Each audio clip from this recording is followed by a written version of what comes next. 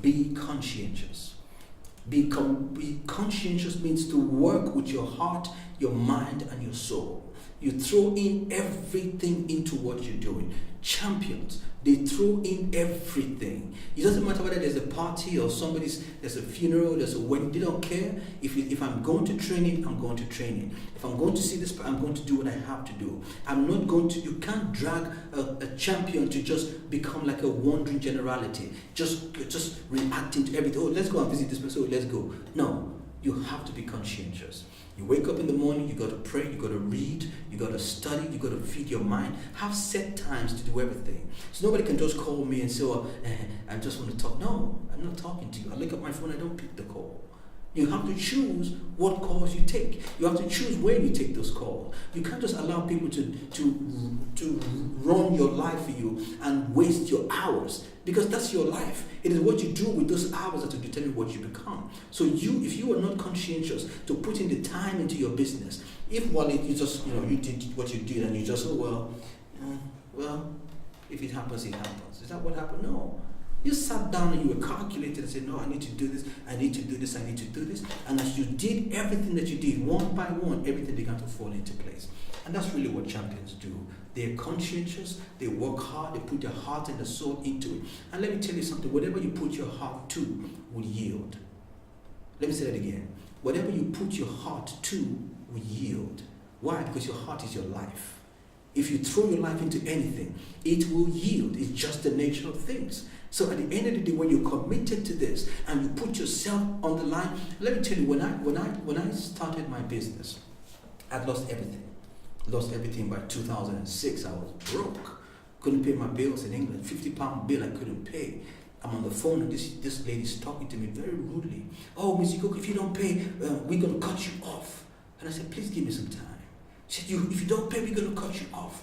At that point, I just broke and I said, do what you have to do. I put the phone down and I began to cry. I wasn't crying because of what she said to me. I was crying because of where I brought my family to. And I went to my wife crying. I said, honey, please forgive me. I have brought us to a bad place. But give me some time. I'm going to get us out. But I realized that it was my mind that brought me to this place where I made a series of errors. Made money, lost money, made money, lost money. It was just a cycle that I could not control. So I realized if I could change my mind, if I could work on my mind, I could change my life. So every day, I would wake up at 3 a.m. and read from 3 a.m. to 10, 11 a.m. every day. And I did that for 1 year. Come on, if you can study like that every day, 8 hours a day for 1 year, do you know what you will become? I was spirit moving. I wasn't a human being. My friend called me one time and I was on the phone within 2 minutes. When I put the phone down, I said to my wife, I just wasted 2 minutes of my life. Now, can you imagine that? To have made such a bold statement, and I wasn't being arrogant about what I said, but because I valued my time so much at that time that 2 minutes was so precious to me. And by talking just useless and needless conversations, I said I just wasted 2 minutes of my life. And guess what? That was by the end of 2006. January 2007, I came to Nigeria.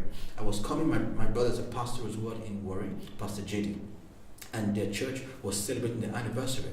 And he asked if I could come and minister for them. But of course, they couldn't buy my ticket, and neither could I. I couldn't buy my ticket. But I said to him, I'll come. So when I said I'll come, I'm thinking, okay, how am I going to get there? So I sat there and thinking, what am I going to do? I had no money. January 2007. But I realized that I was preaching. Now, remember I said 2006, all of 2006, I read. I read books, Think and Grow Rich, The Jewish Phenomenon, the Richest Man in Babylon.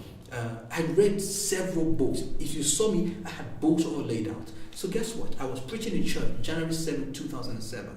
And it was only because I went back to listen to the tape. I said, by the end of this month, I would have made more money than I did all of last year. How could I be so bold to make such a statement? That in 3 weeks, I was going to make more money than I done in 52 weeks. But you know what? I didn't even know what I was going to do differently. I did not know what I was going to do differently. But my mind was ready, my spirit was ready, and I spoke out of the abundance of my heart. So I'm coming now, I said, okay, how do I get there? So I went, thankfully I had some air miles on Virgin Atlantic. So I called them up and said I needed 20,000 air miles to make the trip to Nigeria, one way.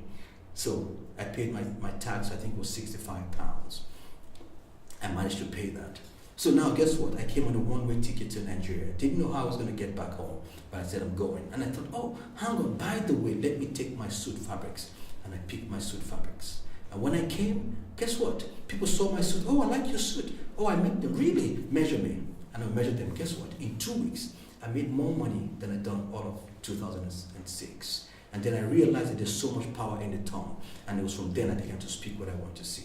So guess what? If I was not conscientious in building myself, in growing myself, when the opportunity came, I would not have been ready. I would not have even had the capacity to deal with it. Because you need capacity to be able to become a champion.